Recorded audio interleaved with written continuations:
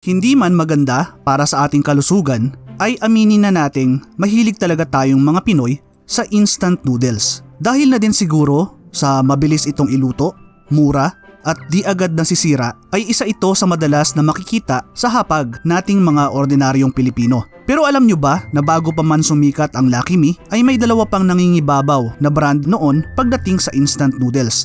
At yun nga ay ang Maggi at Payless. Pero hindi gaya ng Payless na mabibili pa din natin, ay wala ka nang makikitang Maggi instant noodles sa mga tindahan at supermarket ngayon. Ano nga ba ang nangyari sa isa sa paborito at nakalakihan na nating brand ng instant noodles? Yan ang pag-uusapan natin sa video na to mga kasangkay. Aalamin natin ang simula ng kumpanyang Maggi. Ano ang nangyari sa produkto nilang instant noodles dito sa Pilipinas at bakit ito nawala? Pag-uusapan din natin ang isa sa mga iconic na brand character na ginawa para sa Maggi Rich Mommy Noodles, si Tita Maggi.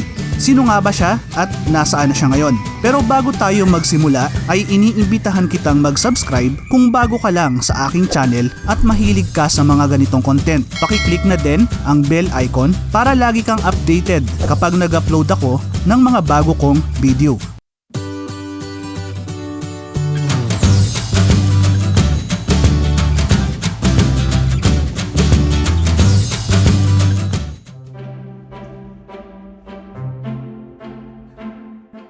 Ang kwento ng Maggi ay nagsimula noong 1884 sa bansang Switzerland nang itatag ang kumpanya ng Swiss entrepreneur at visionary na si Julius Maggi. Ito yung panahon ng Industrial Revolution at isa nga sa mga naging misyon ni Maggi ang makagawa ng masasarap at masustansyang pagkain para sa mga manggagawa. Nung mga panahon na yun kasi mga kasangkay, ang mga babae na nakaugalian ng nag-aasikaso ng pagkain para sa pamilya ay kasama na din sa lakas paggawa o labor force. Kaya konti na lang ang kanilang oras sa kusina. Dahil dito ay napagtanto ni Mr. Maggi na kailangan nila ng masustansyang pagkain na mabilis lang na maihahanda. At ito nga ang naging daan para maipakilala ng Maggi ang mga produkto nila gaya ng ready-made o instant soup at mga liquid seasonings. 1908 naman nang nag-produce ang kumpanya at nakilala na unang nag-commercialize ng mga bouillon cubes o yung kilala din natin sa tawag na broth cubes. Ito yung mga nabibili natin ngayon na mga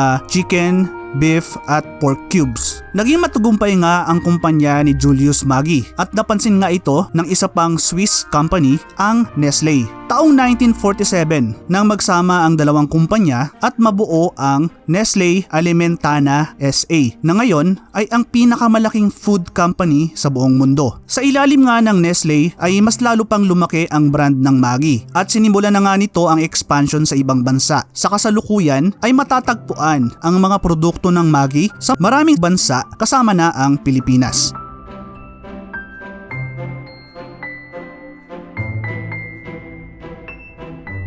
Late 70s nang i-launch ng Nestle ang Maggi Rich Mommy Noodles dito sa Pilipinas at ang advertising agency nga na Ace Compton ang nakaisip ng iconic character ng isang batang tita na may pulang damit at dilaw na apron at chef's hat na marahil ay naaalala nyo pa mga kasangkay, si Tita Maggi. Isa nga si Tita Maggi sa mga naging matagumpay na brand character dito sa atin.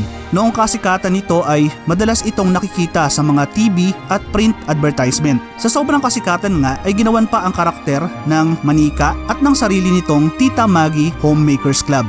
Alam nyo ba na isa ang Tita Maggi sa pinakamatagumpay at pinakamatagal na advertising campaign sa bansa na umabot ng 20 taon? Pero sino nga ba ang nasa likod ng karakter ni Tita Maggi mga kasangkay? Siya si Carmencita Menchu Henato na mula sa mga kilalang pamilya ng Spanish-Filipino na galing sa Manila at Zamboanga. Itinuturing noon na isa sa pinakamaganda sa bansa, si Miss Menchu ay isang print ad model. Nagtrabaho din siya bilang PR coordinator para sa San Miguel at nakilala din sa paglabas sa TV bilang si Bebs sa comedy series na Baltic and Company na base sa comics ni Mr. Ronnie Santiago. Isa sa mga legendary comics artist ng bansa na kung mahilig kayong magbasa ng funny comics noong 90s baka pamilyar sa inyo dahil siya din ang gumawa ng Mr. and Mrs. at Planet of the Apes. Sa loob ng 20 taon nga ay naging Maggi ambassador si Miss Menchu. Maliban sa mga commercial ay uma-attend din siya sa mga corporate shows,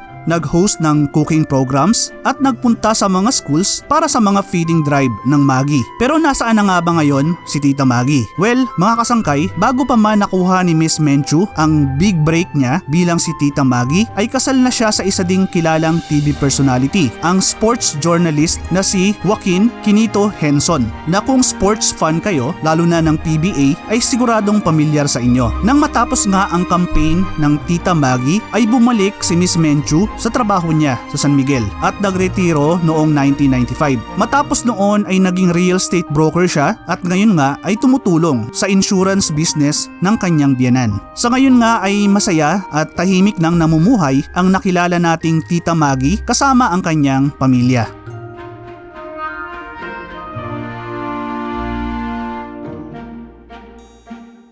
Noong 90s ay ako ang madalas na nauutusan para bumili ng instant noodles sa amin. Ito kasi yung madalas naming inuulam noon, lalo na kapag wala talagang pera. Haluan lang ng itlog ay solve lang ang buong pamilya. At Maggi nga yung unang brand na naiisip ko kapag bibili ako ng instant noodles. Ganun kalakas ang dating ng brand sa akin dati. Bagamat malakas din naman ang Payless at ang sumisikat pa lang noon na brand ng Lucky Me, ay Maggi talaga ang binibili ko. Nakatulong na din siguro yung mga pakulo nilang free stickers kapag bumili ka ng isang pack ng noodles. Natatandaan nyo pa ba to mga kasangkay? Bilang isang batang 90s ay ito talaga ang hindi ko makalimutan sa Maggi. Yung mga free stickers ng Disney movies gaya ng Lion King, Aladdin at marami pang iba.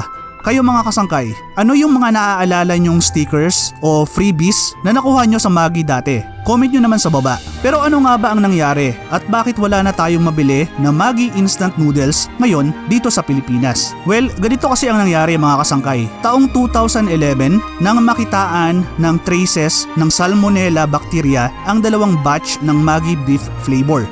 Dahil dito ay nagdesisyon ang Nestle Philippines na i-recall ang lahat ng Maggi beef at chicken noodles product nila sa bansa. Ayon sa pahayag ng Nestle ay precautionary measure lang daw ang ginawa nila para makasigurado sa kaligtasan at kalidad ng kanilang produkto. Pero mula nga noon ay itinigil na ang production at distribution ng Maggi noodles dito sa Pilipinas at hindi na nga ito nakabalik pa sa merkado. Pero hindi lang naman sa Pilipinas nangyari ang paghinto ng production ng Maggi instant noodles. 4 na taon matapos i-recall ang produkto sa atin ay ipinagbawal din ito sa India noong 2015 nang makitaan naman ito ng mataas na lead at MSG content. Ang India ang pinakamalaking market ng Maggi instant noodles kung saan ay hawak nila ang 80% ng market share. Pero hindi gaya dito sa Pilipinas ay nakabalik na ang Maggi noodles sa India at ngayon nga ay unti-unti na uli nilang nababawi ang market share na nawala sa kanila dahil sa nangyaring ban.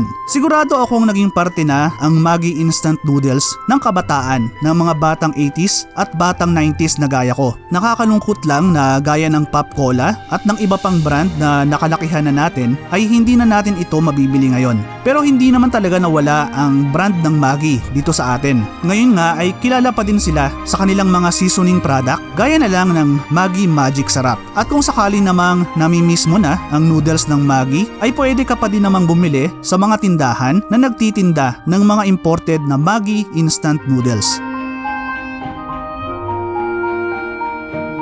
Maraming salamat sa muling pagsama hanggang sa dulo ng video natin mga kasangkay. Ano ang masasabi nyo sa kwento ng Maggi? Na-miss nyo na din ba yung Maggi instant noodles? Share nyo naman yung mga kwentong Maggi ninyo sa comment section sa baba. Paki-click na din yung like button kung nagustuhan nyo yung content na to. Hanggang sa susunod na video mga kasangkay. Thank you for watching.